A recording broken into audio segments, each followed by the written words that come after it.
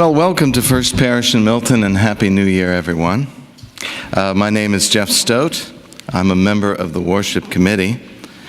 First Parish is a vibrant, welcoming congregation that welcomes all people to grow in deep faith and take bold action. We're so glad you're with us here today. This sanctuary is made holy by your presence. Now, if you're joining us for the first time, please take a welcome packet from the pew rack. There's information about our services and our child care. If you fill out the yellow card inside the packet and drop it in the offering plate, you'll receive our weekly email newsletter, which can help you get to know us better.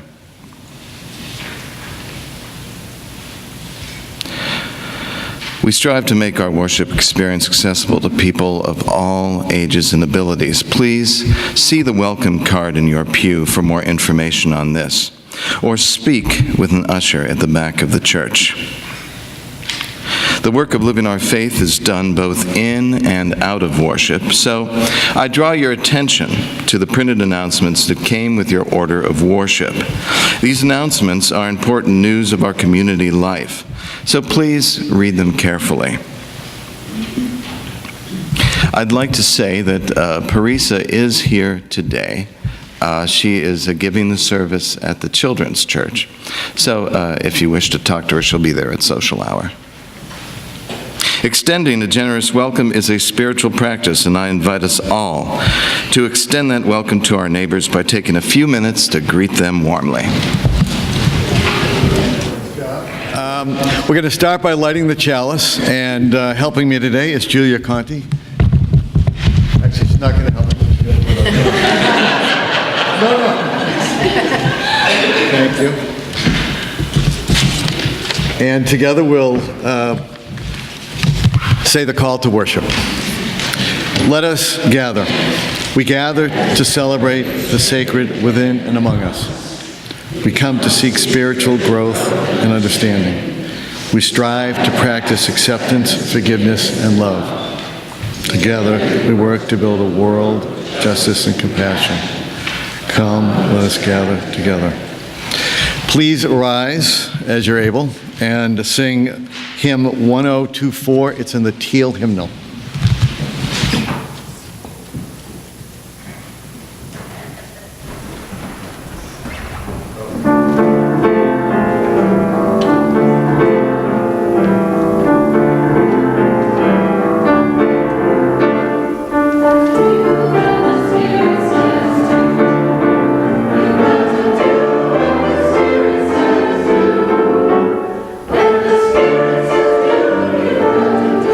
Oh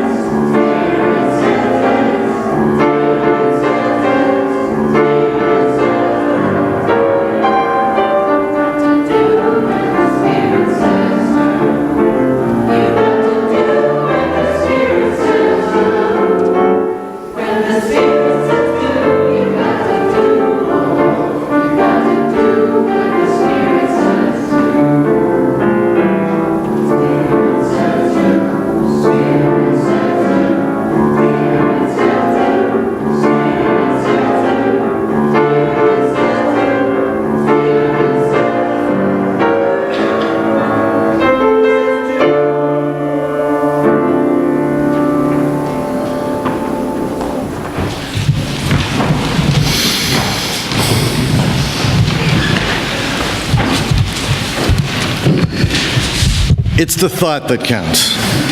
We've all heard that expression, and it's usually used benignly in the context of giving a present.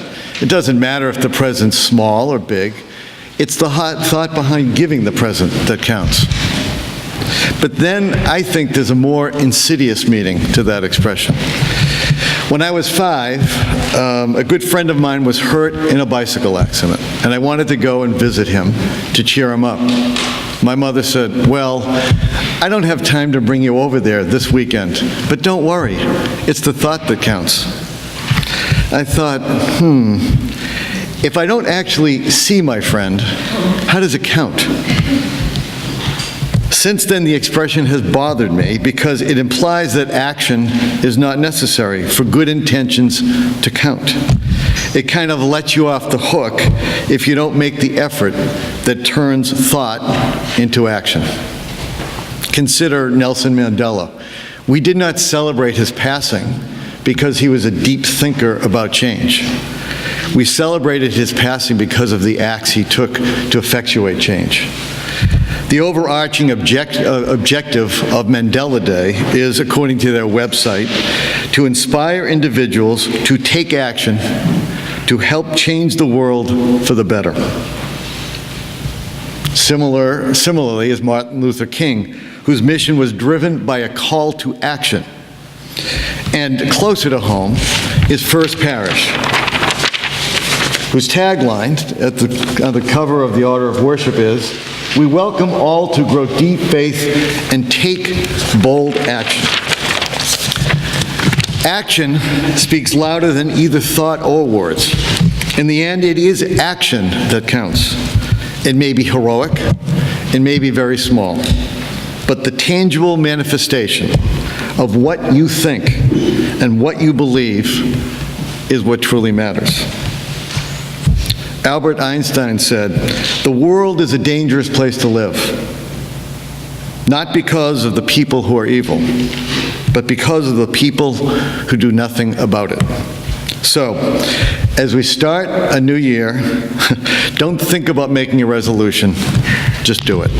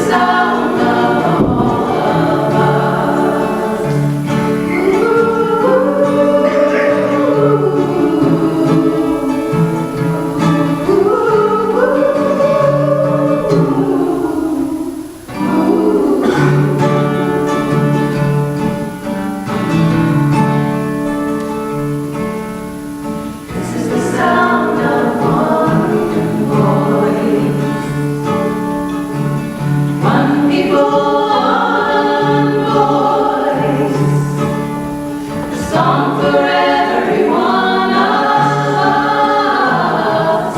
This is the sound of one voice. This is the sound of one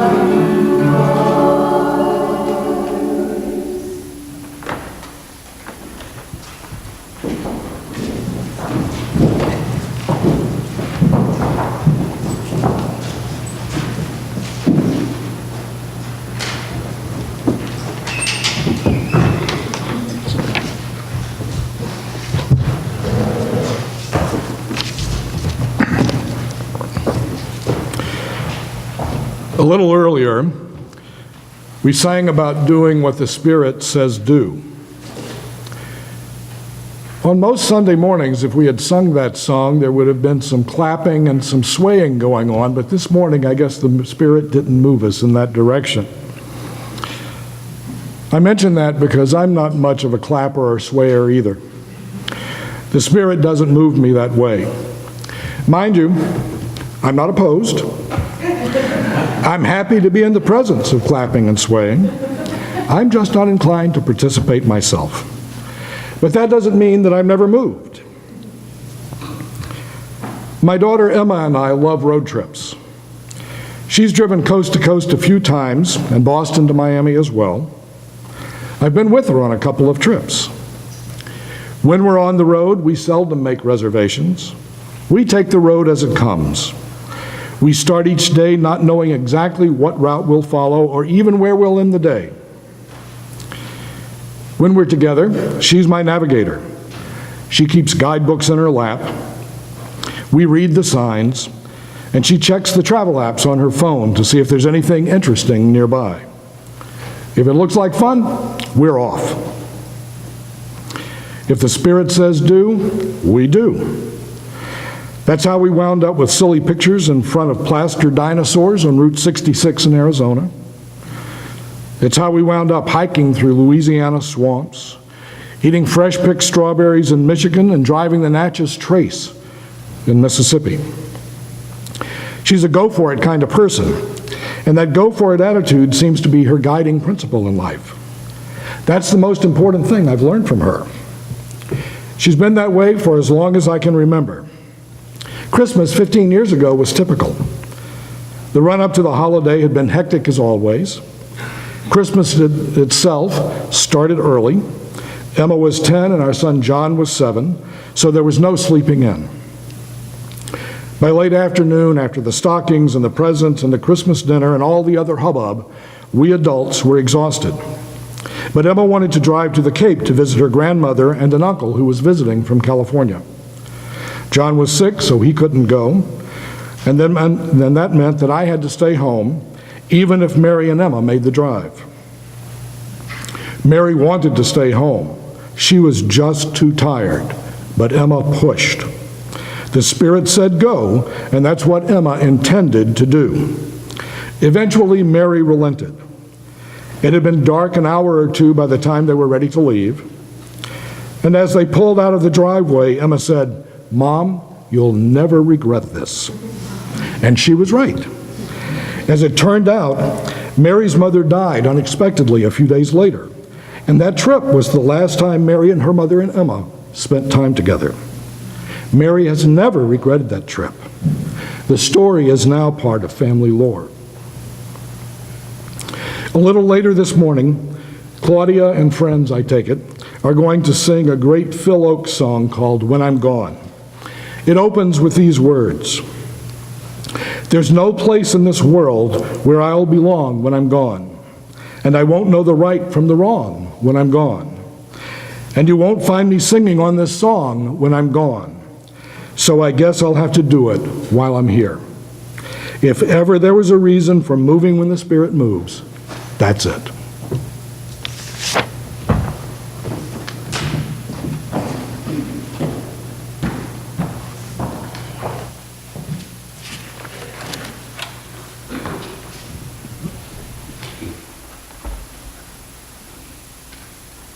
Bring me little water bring me little water now. Bring me little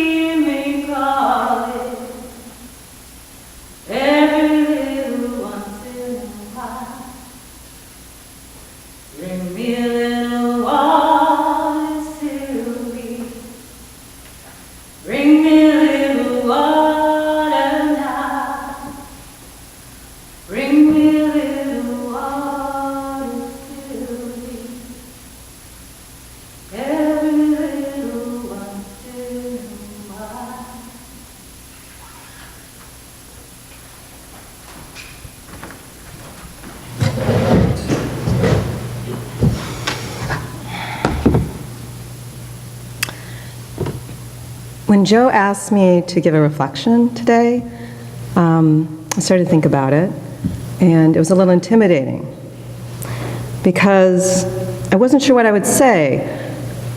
I think this past year I haven't been as much of service as maybe I have been in prior years. So I started thinking about Ecclesiastes. You know, to everything there's a season, a time to every purpose, a time to plant and a time to sow. And that led me to the seasons. I was thinking spring and summer are a time for things to grow and bloom and ripen, right? And when I've been of service here, that's what it's felt like. I remember teaching, felt great. When Robin asked me to be on the RE committee, felt terrific. Every time I've been of service, my heart has grown, right? And it helped me remember how wonderful that felt. And then there's fall. Last year, fall is a time to reap. I asked a lot of people here, a lot of people were of service to me. Company, rides, help, all kinds of things. I got a lot of service. I mean, I've always been getting it, but really leaned on people here. And lately it's been feeling a lot like winter. Winter, you're kind of closed in, hunkering down from the snow, as you can see, right? And what's winter for? Winter is a time for pause and regeneration, storing vitality, renewed growth. Winter has a purpose. So I think it was great to have a chance to do this because I was thinking, I have been feeling like winter, but winter isn't just winter. Winter is a time to save up for spring, right? Spring is going to come. Spring and summer are going to come. And that time of renewed service when say people say, can you do this? And I say yes, and have that feeling again. That's going to come. So every time I do a reflection here, I learn a lot about what's going on for myself. And I'm really grateful for that. So service, being of service, your heart grows. So I'm looking forward to that again. Thanks.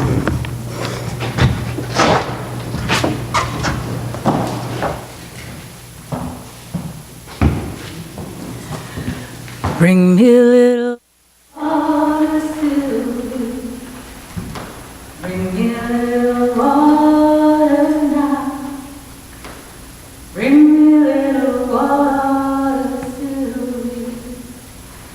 Every little once in a while.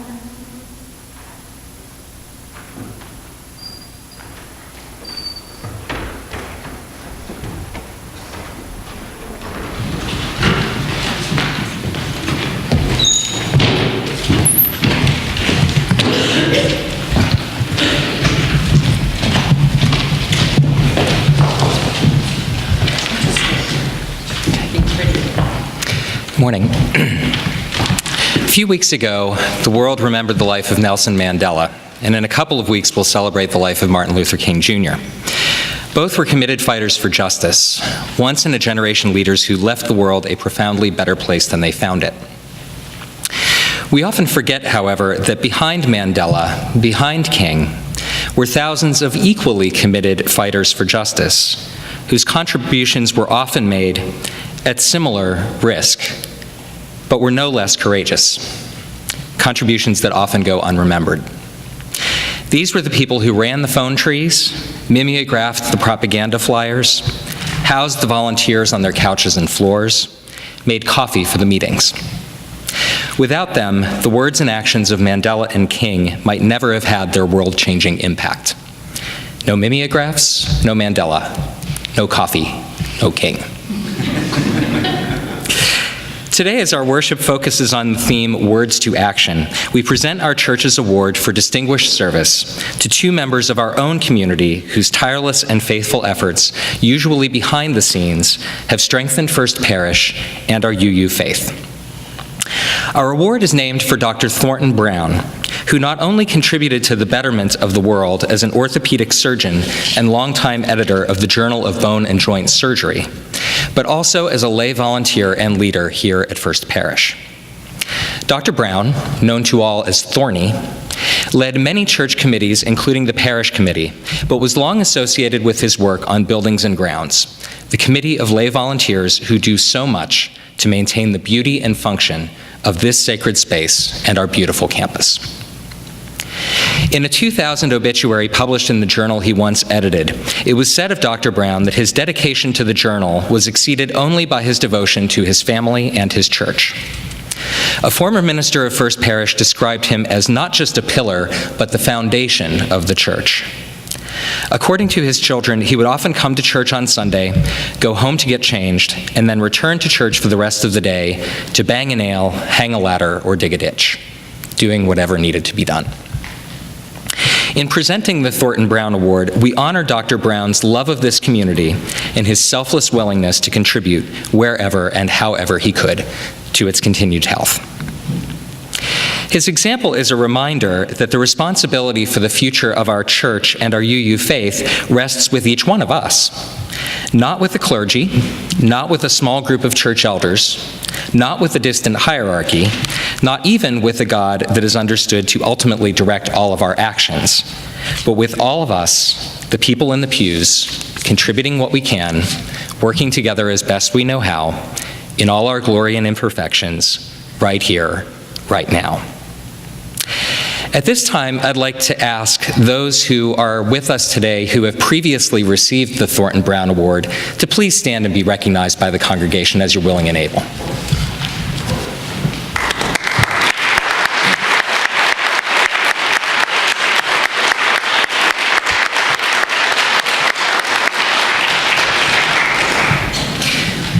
As we start the new year, I want to take this opportunity to invite all of you to consider anew how your gifts and talents might help to make First Parish the powerful voice for good in our world that we know in our hearts it can be.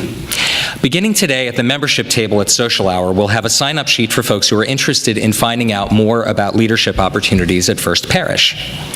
Maybe you have a special talent or skill you think can benefit the church.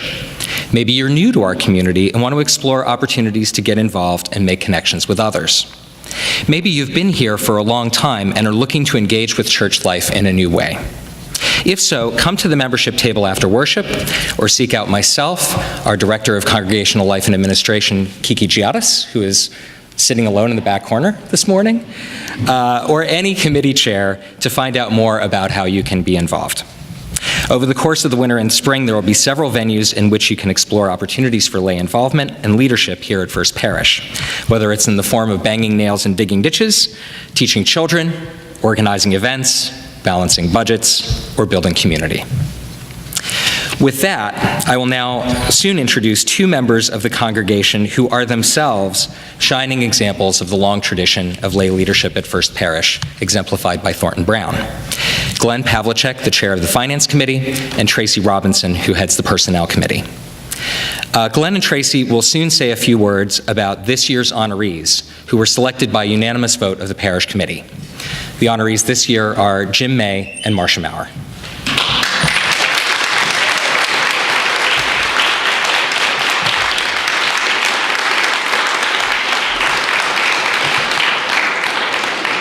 Who we will invite to come join us on the chancel now.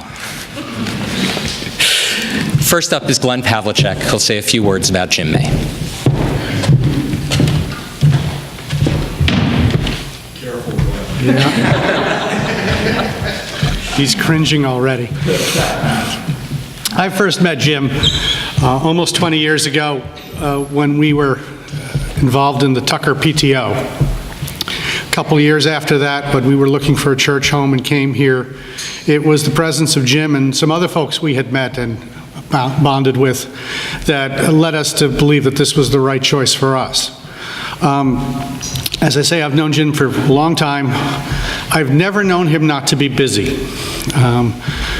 Going back to our PTO days when he was co-president, it's hard to believe, but it was during his co-presidency that the Tucker PTO first wrote its first diversity report and had its first diversity committee, which for those of you who know Tucker is amazing that that didn't happen until the 90s.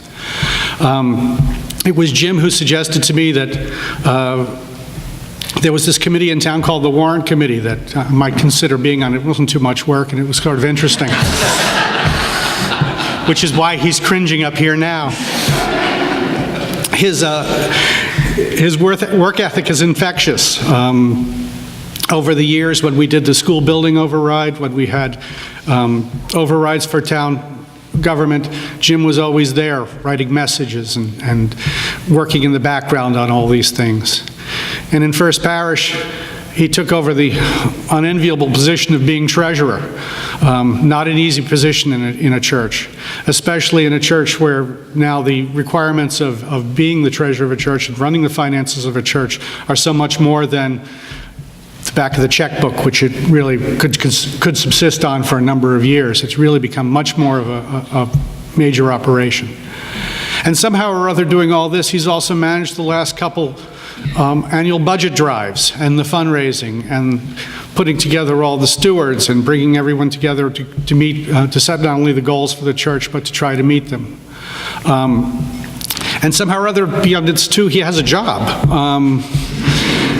Works for nonprofits, has been involved for years. I remember him bringing people from China in for tours of Milton and trying to figure out how on earth he had the time to do all these different things. So he is one of the hardest working people I've ever met, one of the certainly most involved and committed. It is my pleasure to introduce Jim for the Thorny Brown Award.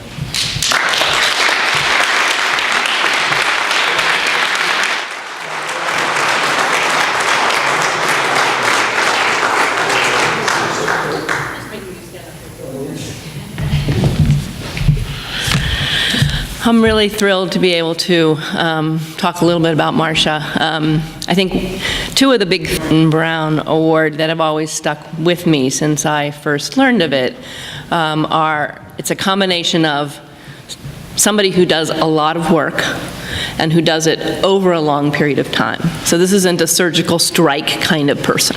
This is somebody who is here and is dedicated time and energy and thought over a long period of time. And that certainly does exemplify Marcia Maurer. I've known Marcia, I also wanted to talk about how long I've only known Marcia for 15 years. And I've certainly always thought of her as being a leader in this church. I think the characteristics of Marcia that always strike me and that I often have called on in my own personal emergencies has been that she is such a calm and steady leader and presence. She's always someone who will give good advice and counsel, and she has been doing that at First Parish for many, many years. If I cast my mind back and try to figure out the logistics and details, my memory's not what it used to be, so some of this might be only a little bit right. That Marcia did chair the parish committee during the period of the last ministerial search and big ministerial change in this church over 10 years ago. It was probably not an easy period of time to be a leader in this church, but she did it with grace and intelligence, and as a result of her efforts and the efforts of many in this church, Parish came to us. Following that and her time on the parish committee, she did a stint on the personnel committee, including chairing that committee for a while. More recently, she has been a member and a chair of the Committee on Ministry, which many of you know is a very important advisory group here at First Parish. Marcia can always be trusted to provide thoughtful insights and compassionate leadership on a wide range of questions, issues, challenges.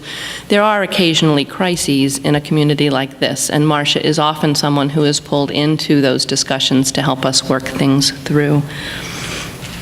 So I would like to just say that I think that Marcia is one of the most brilliant, in addition to Jim, who I would also love to talk about, a very worthy recipient of the Dr. Thornton Brown Award. And I am honored to be able to speak about her and to officially present the award to her.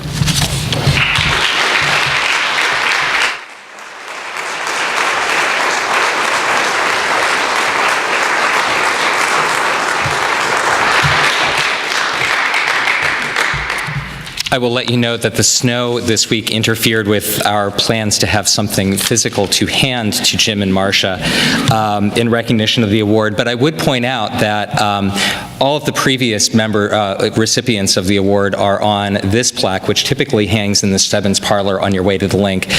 Please, on some future Sunday when these are hanging on the walls, take a moment to review that list, and if you see Jim or Marcia or anyone else on that list at social hour in the hall, take a moment to thank them for what they've done for this community.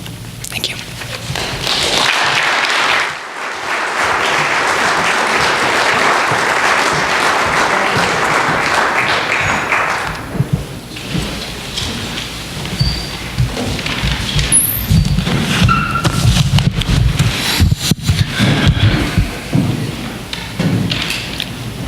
Let us pray. Let us all work so that with the knowledge that we are all interconnected, the world becomes a community of brothers and sisters that respect each other and accept each other and take care of one another. That our prayers for those whom we love and for those in need and others are manifested in acts, small and large, that help make our prayers a reality. And now, let us open our minds and hearts to the place of quiet, to the silent prayers that reside within.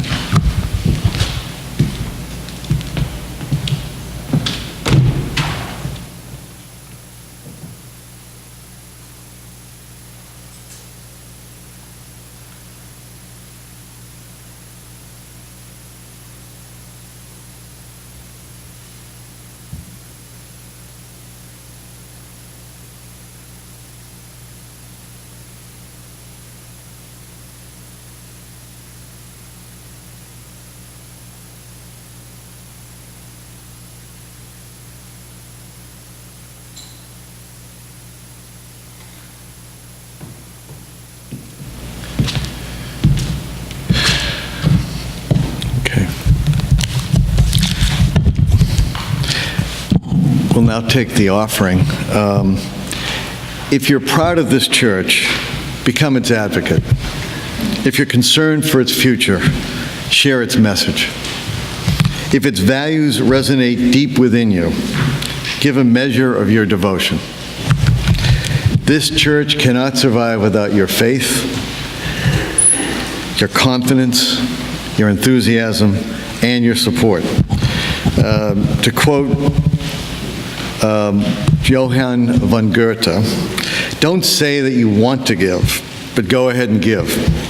You'll never catch up with mere hope. We will now gratefully receive the offering this morning.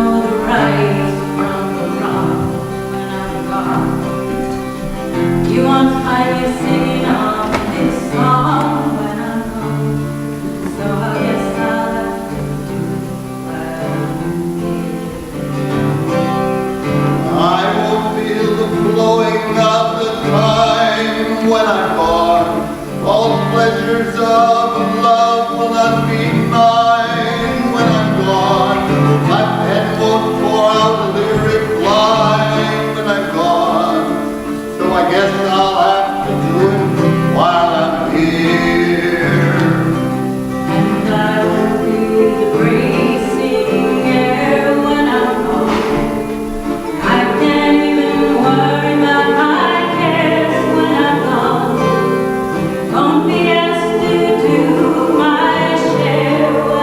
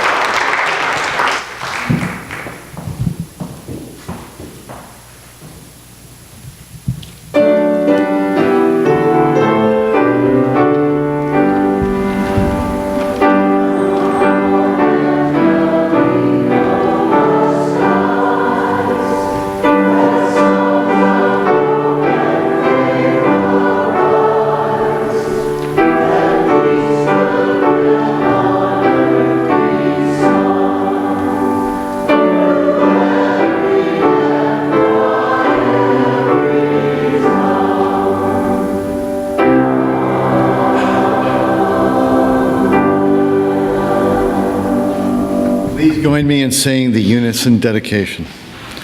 May these gifts be transformed into strength for this faith community, into comfort, food, and shelter for those in need, and may we be transformed by generosity. Thank you. Now you can remain standing and sing hymn 121 in the Great Hymnal.